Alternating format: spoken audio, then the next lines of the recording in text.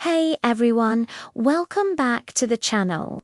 Today we're diving into a chilling true crime story that truly shook an entire city to its core. Imagine this, you're walking home after a long day in a quiet suburb of Phoenix, Arizona. The sun has set and the desert air is cooling down. Everything seems normal, peaceful, but then a creeping feeling settles in, a sense that someone might be watching, waiting in the shadows. For over a year, this wasn't just an unsettling thought for Phoenix residents. It was a terrifying reality. The city lived in constant fear of a predator who stalked the night, a man who would become infamous as the Night Caller. This isn't just a story about a criminal, it's about a community's resilience, how fear can grip a city, and how determined investigators can bring justice. The Night Caller's victims were attacked in their own homes, often late at night under the cover of darkness. The violence was random, yet deeply personal, leaving behind a trail of terror and shattered security. Join me as we uncover the story of the Night Caller, how he plunged Phoenix into fear, how a massive hunt brought him down, and the lasting impact his actions had on countless lives. Our story begins in the spring of 2006. Initial reports were unsettling, a man knocking on doors late at night, sometimes breaking windows. Witnesses described him often wearing a mask, flashing a weapon, and instilling instant fear.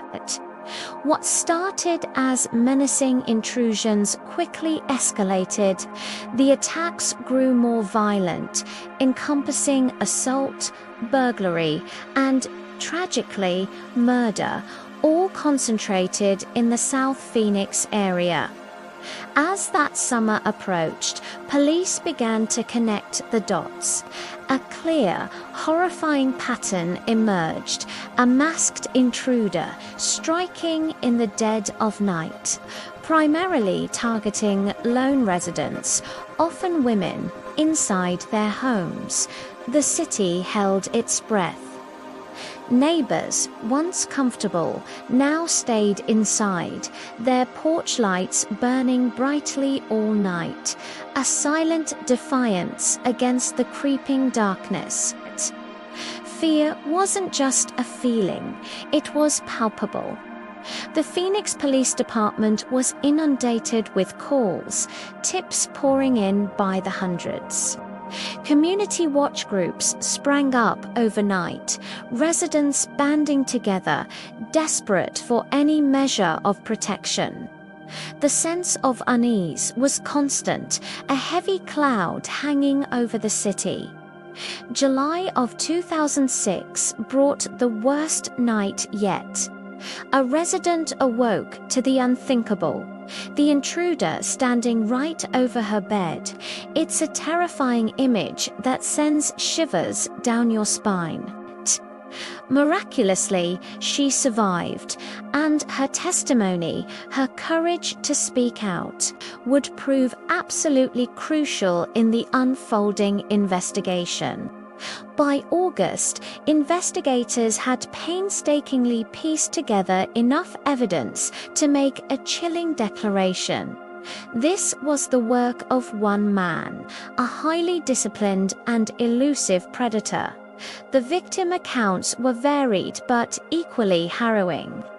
There was the 28-year-old woman jolted awake by the splintering sound of a window. A couple roused from their sleep by the terrifying realization of footsteps inside their home. And most tragically, a man shot and killed while bravely trying to defend his partner.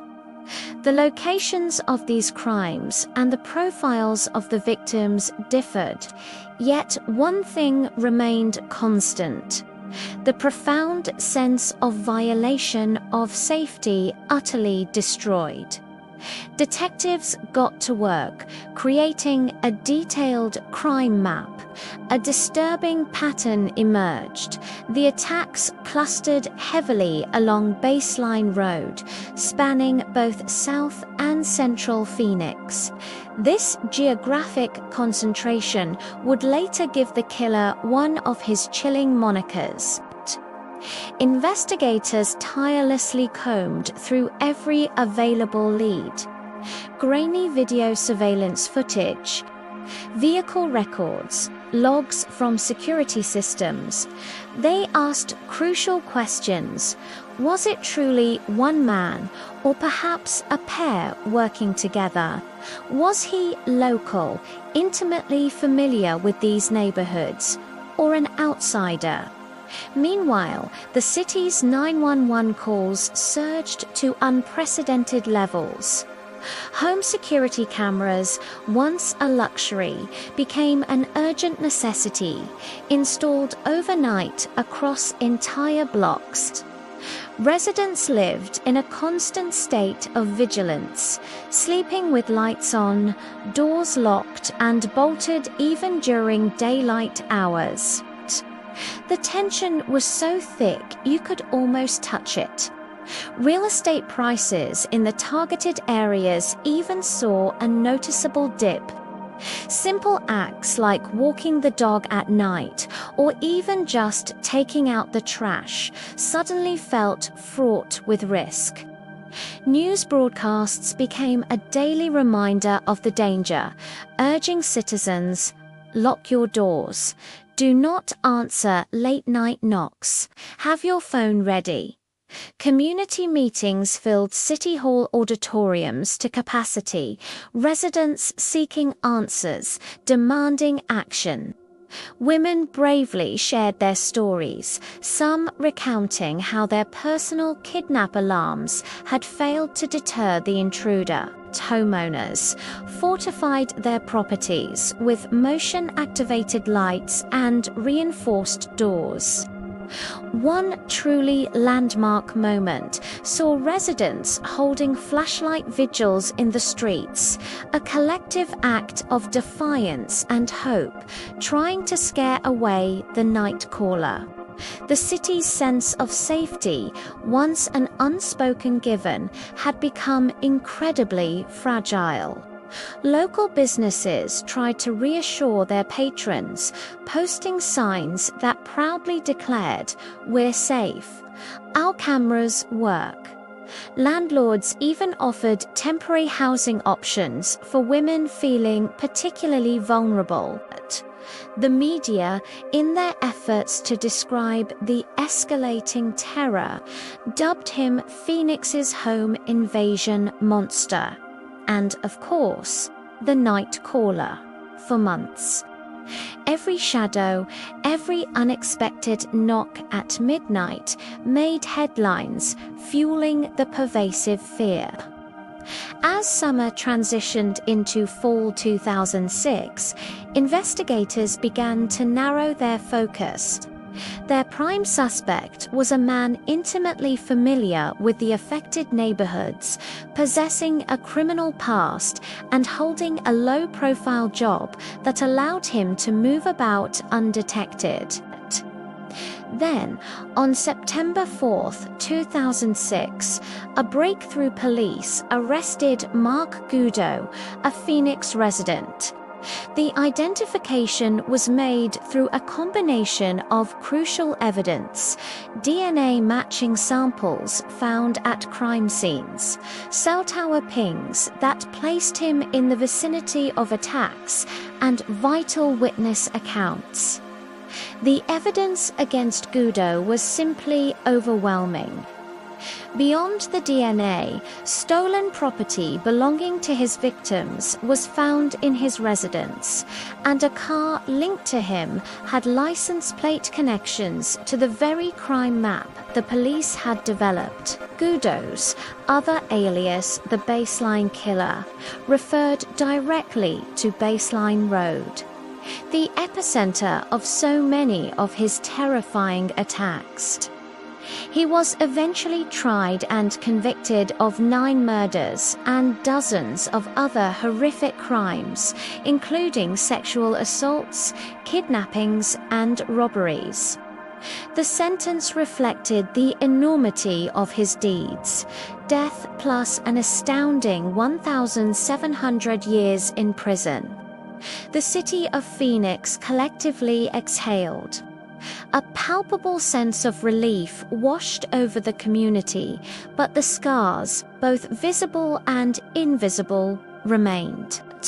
Each survivor carries a unique and profound story. One woman still hears the phantom knock at midnight in her sleep, a chilling echo of the terror she endured. Another man, who woke with a gun pressed to his head, bravely speaks of refusing to let fear define his life afterward. Neighborhoods underwent lasting changes. More surveillance cameras, smart doorbell video systems, and even private security patrols became commonplace. Home invasions did drop significantly, but the fundamental trust that residents once held in their safety had been deeply eroded. The Phoenix Police Department, in response to the crisis, created a dedicated task force specifically for nighttime home invasions and implemented forced door-to-door checks in the most affected zones for years to come. Goudeau's arrest brought a much-needed sense of closure, but it also left behind lingering questions. Were all his victims accounted for? Did the trauma of that period permanently alter how residents perceived their own city? Many would unequivocally say yes. The Phoenix Nightcaller case became a textbook example of how urban, seemingly random serial crimes can flourish under the guise of anonymity. Investigators ingeniously use cutting-edge tools like crime mapping software, geographic information systems, GIs, and cell tower data to build the airtight case that convicted Goudeau. These methods, once novel, later became standard practice across U.S. law enforcement agencies. Community policing evolved beyond a simple motto. Neighborhoods began sharing real-time data, circulating flyers, and leveraging social media tips to enhance collective safety. But experts agree that the real, enduring takeaway from this tragic period is a stark reminder. Crime knows no curfew. Predators don't always strike at night, but when they do, darkness becomes their most powerful ally. The Nightcaller case served as a chilling reminder to America. Your home is only as safe as your locks, your awareness, and the strength of your community. The effects of this terror continue to ripple through the city. Children who grew up during that time still harbor a fear of the night outside. Mums are often too anxious to let their kids play outdoors after dusk. Seniors, who once cherished their independence, now often refuse to live alone.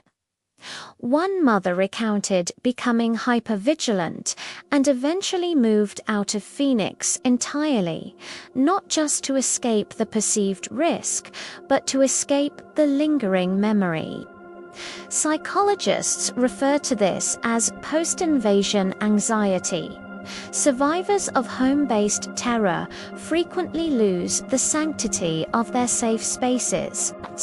Even when the criminal is behind bars, the victim remains perpetually on guard. The night caller of Phoenix may be caught, his reign of terror ended, but his legacy remains. A city once confident in its suburban calm learned the hard way that terror can slip in quietly at midnight, shattering peace. Phoenix's locks are stronger, its patrols more vigilant, but the fear still lingers. A quiet echo in every unexpected knock at the door. And as night falls across that desert metropolis, there's a subtle, constant reminder. We often protect ourselves best not just from strangers, but from the shadows that can hide just behind our windows. Thank you so much for watching and for delving into this impactful story with me. If you found this compelling, please hit that like button. Subscribe for more content like this, and don't forget to ring the notification bell so you don't miss our next video. Stay safe out there, and I'll see you next time.